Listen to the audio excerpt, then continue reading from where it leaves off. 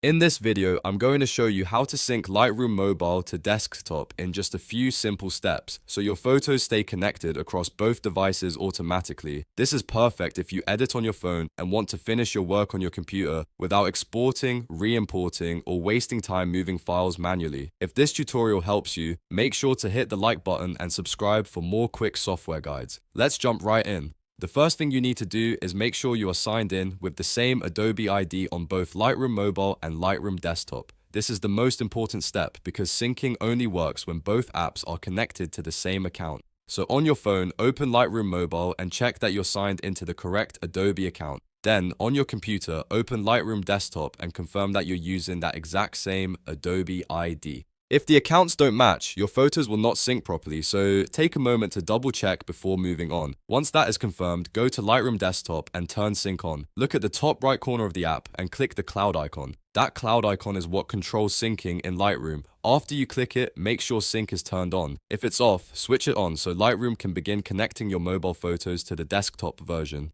Depending on how much content you already have in the cloud, it may take a little while for everything to appear. Now, once sync is enabled, Lightroom will start pulling in your mobile photos automatically. Open Lightroom Desktop and check your All Photos section or your Albums area. Your synced images should begin showing up there without you needing to import them manually. If you don't see them right away, give it a little time and make sure your internet connection is active because Lightroom uses the cloud to transfer and update your library. This means syncing will not work properly offline, so a stable internet connection is required. If you have albums on your mobile device, those can also appear on desktop once the sync finishes. This is really helpful if you organize your photos on your phone and want that same structure available on your computer.